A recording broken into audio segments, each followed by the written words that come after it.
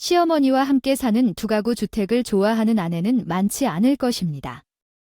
특히 시어머니가 괴물 같은 유형이라면 제 경우에는 시어머니뿐만 아니라 남편조차도 다른 것을 주지 않았습니다. 선택권은 있지만 두 가족의 집에 살기 위해 그들은 심지어 나에게 비밀리에 터무니없는 계획을 생각해냈습니다.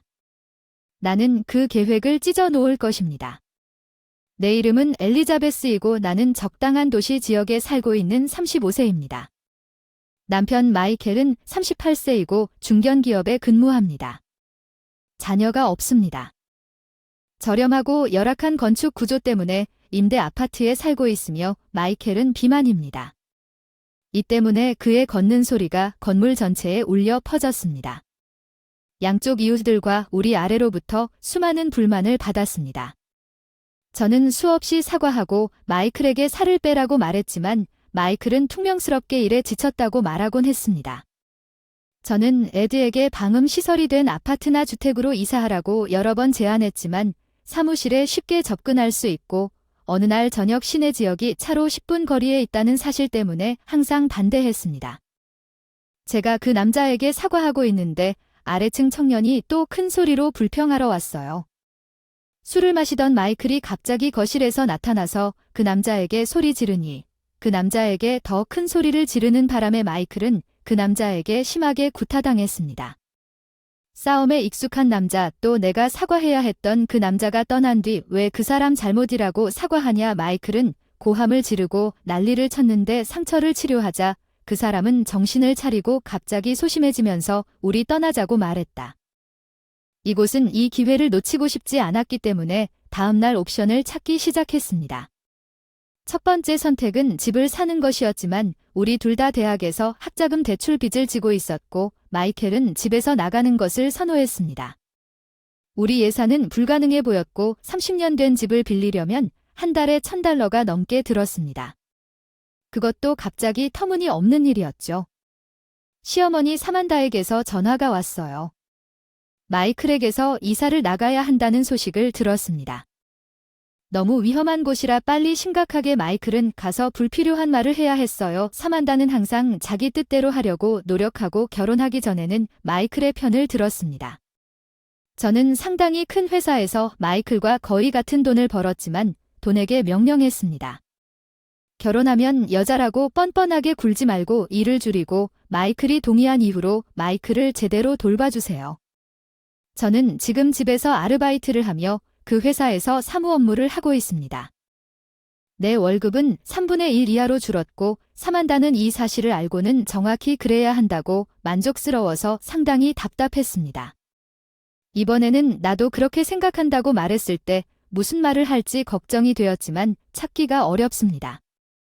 좋은 곳인데 예상대로 그녀가 뭔가 터무니없는 것을 생각해내서 무슨 말을 하는 거야? 그냥 우리와 함께 라이브로 가자. 거절하려고 했지만 그녀의 말은 마이켈도 괜찮다며 이번 주말에 와서 세부 사항에 대해 논의할 수 있어 말문이 막혔다. 마이켈은 결코 기다리지 않았다. 멍하니 서 있는 나에게 이 말을 했더니 이번 주 토요일 오전 10시라고 하더군요. 기다리고 있을 테니 전화를 끊겠습니다. 급히 마이켈에게 문자를 보냈지만 답장이 없었습니다. 그가 퇴근할 무렵에 전화를 걸어보았는데 거기에 있었습니다. 대답이 없었지만 그는 거의 밤 11시가 될 때까지 집에 오지 않았습니다. 술에 취해서 내 문자를 읽지 않았느냐고, 목소리를 높이지 않을 수 없느냐고 물었습니다.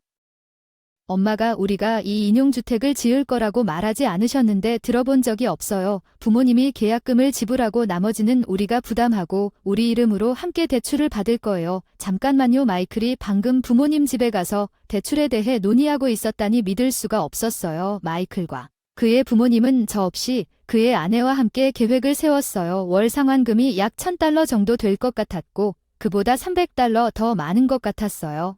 현재 집세는 $300인데 그 사람은 추가 돈이 어디서 나올 것이라고 생각하는 걸까요? 저는 어찌할 바를 모르고 장인 어른이 합리적일 수도 있지만 서맨서와 마이켈이 마음을 정하면 아무것도 바꿀 수 없습니다.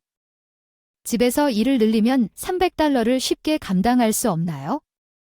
제 직업은 주로 데이터 입력과 아르바이트입니다. 일이 없으면 시간제 일을 합니다. 아무리 돈을 더 원해도 월급은 없습니다.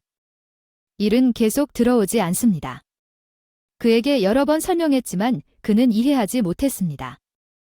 또한 대략적인 월 지불액을 알면 토론이 상당히 진전되었음을 알 수 있습니다. 또한 이전에 부모님 집으로 돌아가기를 꺼렸음에도 불구하고 마이켈이 갑자기 부모님 집으로 돌아가고 싶어하는 것에 대해 불안감을 느꼈습니다. 아래층 청년과의 싸움을 옮기는 것이 확실히 큰 요인이었지만 그 사람이 정말 걱정됩니다. 대부분의 비용을 우리가 부담하는 두 가구 주택에 쉽게 동의했습니다. 기분이 좋지 않았고 그의 부모님 집에 가는 것이 매우 무서웠습니다. 주말에 부모님 댁에 갔을 때 사만다는 웃으며 두 가족이 함께 살자고 했어요. 여기 대형 주택 건설업체의 영업사원도 불러서 상의도 하려고 영업사원을 불러서 철저하게 준비했어요. 도면을 내 앞에 놓고 두 가구에 대한 설명으로 시작하여 주방, 욕실 등의 시설이 각 가족마다 중복되는 분리형에 대해 설명하고 이어 일부 시설만 공유하는 공유형에 대해 설명했다. 두 가족과 모든 생활 공간을 공유하는 통합형 물론 저는 분리형이나 적어도 공유형을 선호했지만 마이켈과 서맨서는 통합형을 원했습니다. 우리가 더 가깝게 함께 살 수 있기 때문에 더 좋습니다. 서맨서는 게다가 훨씬 저렴할 것이라고 말했습니다. 마이클을 추가하는 건 공사비를 아끼는 건 좋은데 사만다랑은 하기 싫거나 오히려 사이가 안 좋았던 것 같아요. 그리고 통합형이 육아도 더 편하고 그렇죠. 그 사람이 다 잘 해줄게요. 마이켈과 나는 수년 동안 노력한 끝에 아이 갖는 것을 포기했습니다.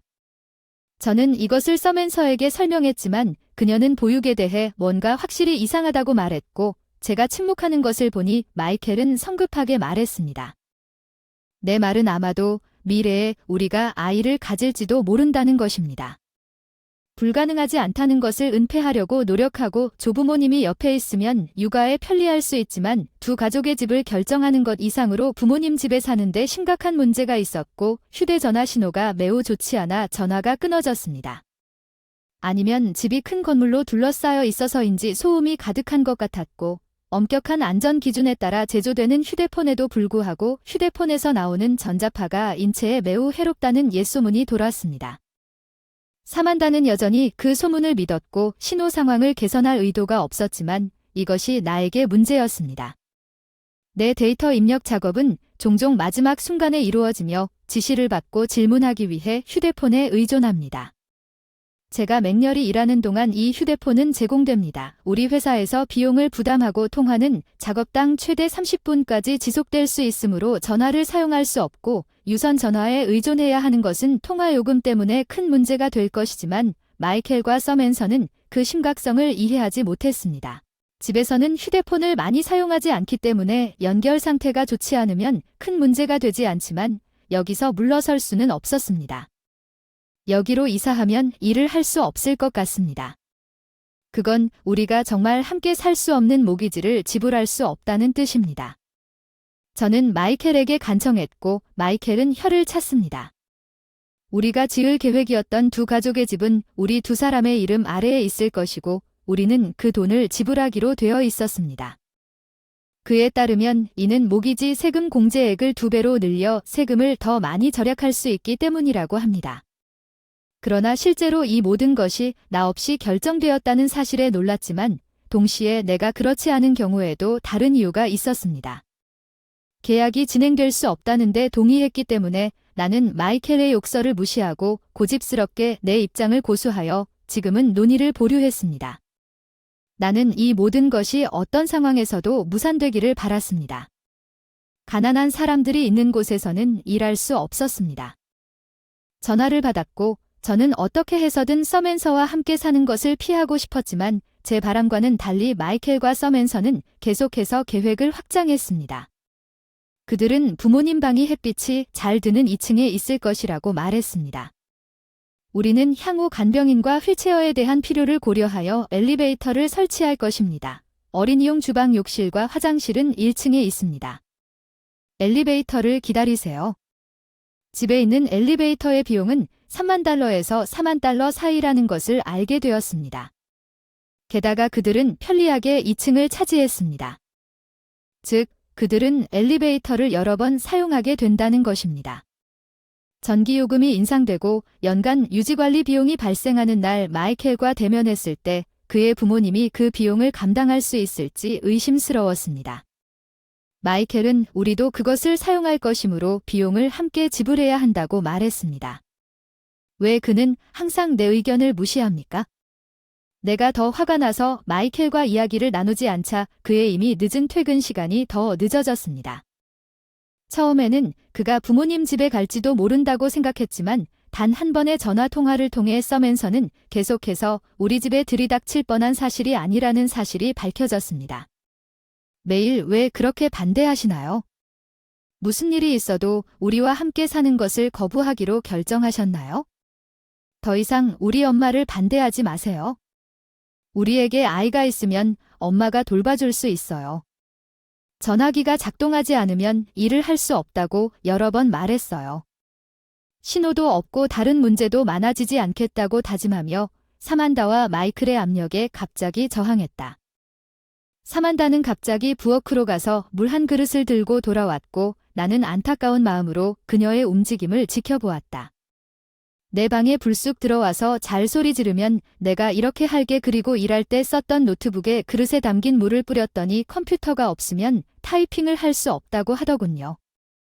이리야 여기서 다른 직업을 찾아봐 그냥 빨리 계약서에 서명해 난 사만다를 옆으로 밀어내 노트북을 확인했는데 전혀 켜지지 않았어. 정말 그랬어. 지금 사만다를 노려보며 이 노트북은 회사 자산이라고 해서 저를 위해 특별히 구매했는데 가격이 $1,500가 넘네요. 어떻게 하시겠습니까? 사만스는 얼굴이 창백해지며 무슨 소리를 하는 겁니까? 저는 그냥 넘어져서 물을 쏟았을 뿐입니다. 아무것도 모르고 서둘러 떠나려고 했어요. 그녀는 그녀가 쉽게 도망칠 수 있을 거라 생각해서 나는 그녀를 붙잡고 미소를 지으며 마이클에게로 돌아섰습니다. 그냥 이혼하자. 사만다와 함께 사는 것보다 지금 이혼하는 것이 훨씬 낫습니다. 마이클과 사만다가 충격을 받기 전에는 이혼에 대해 언급한 적이 없었기 때문입니다. 잠깐만요. 이건 너무 갑작스럽네요. 우리 아직 계약서에도 서명도 안 했어요. 아, 그래서 계약서에 서명한 후에 이혼해도 돼요? 아니, 그건 마이클이 흔들리는 걸 보고 눌렀다는 뜻이에요. 나는 당신이 두 가족을 위한 집을 만들 계획을 다 알고 있어요. 공동 소유를 하고 이혼하기 전에 저에게 주택담보대출의 절반을 지불하게 해주세요. 에밀리라는 젊은 여자와 임신까지 했다는 말에 따르면 마이클은 나와 이혼하고 새 두 가족의 집에서 함께 살기로 약속했고 사만다가 아기를 돌볼 수 있기 때문에 괜찮을 것이라고 말했습니다. 그녀는 정말 마이클처럼 그 모든 것을 당신에게 말했습니까? 당황했습니다. 당신이 이혼하더라도 별도의 주택담보대출을 통해 공동 소유를 원한 것은 당연합니다. 저는 여전히 내 몫을 지불해야 합니다. 공동주택담보대출에 대한 까다로운 부분은 이혼이 자녀가 있더라도 지불 의무에서 어느 쪽도 면제되지 않는다는 것입니다. 지원이 내 지불금 중 일부를 상쇄할 수도 있지만 완전히 제거되지는 않을 것입니다. 사만다를 바라보며 그녀는 내 시선을 피하고 사만다가 에밀리와 그녀의 아이에 대해 알고 있었고 그들을 환영할 계획이라고 예상했던 것처럼 우리에게 손자를 주지 않기 때문이라고 말했습니다. 집아. 그럼 다 내 잘못인데 두 가족의 집에 대한 담보계약이 있기 전에 이혼할 여유가 없었기 때문에 계약서에 서명하기 위해 그렇게 서두르셨군요. 사만다와 마이클 둘 다 입술을 깨물며 내려다보며 말했습니다. 마이클 지금 이혼에 동의하지 않으면 에밀리와 결혼할 수 없습니다. 그녀는 이미 이번 달에 아파트를 해지했고 내가 이혼하지 않으면 두 가족의 집 계획을 확인하기 위해 부모님 집으로 이사할 것입니다. 이 아파트는 당신 이름으로 임대되어 있을 것이고 다른 여성은 당신 부모님 집에 편안하게 정착할 것입니다. 재정적으로 힘들 것이고 대중의 눈에 수치스러울 것입니다. 제 연설 직후 그들은 당황했고 결국 마이클은 마지못해 나와 이혼했습니다. 나는 에밀리를 비밀로 했습니다. 그 늙은 노파를 햇빛 없는 1층 방에 밀어넣겠다고 말했어. 알았어. 이웃들한테 들었는데 이혼 후 마이클은 에밀리와 결혼했지만 그녀가 좋은 전화 신호를 고집했기 때문에 두 가족이 살 수 있는 집을 짓는 것이 불가능했다고 했어. 취소되었지만 젊은 여성이 40년이 넘은 낡은 집에 사는 것을 견딜 수 없을 것 같았고 사만다 역시 아기를 돌봐야 했기 때문에 좌절감을 느꼈습니다. 사만다와 에밀리 사이의 싸움은 거의 매일 벌어지고 마침내 에밀리가 떠났다는 소식을 들었습니다. 이제 아이를 데리고 마이클이 나에게 지급하는 재산분할 지급금, 에밀리가 제기한 이혼 소송, 잠재적 자녀 양육비 등으로 인해 잠을 못 이룬다는 소식을 들었습니다. 그 모든 일들이 그가 만든 난장판을 처리하는 동안 에밀리도 당황한 것 같습니다. 그녀는 혼자서 아이를 키워야 했고, 서맨서는 자신이 물을 부어 망가뜨린 내 노트북에 대한 보상금을 마이켈에게 시키려고 했습니다. 요즘 부동산 회사 로고가 있는 자동차가 그들의 집에서 종종 발견되기 때문에 그들도 그것을 팔려고 할 것입니다.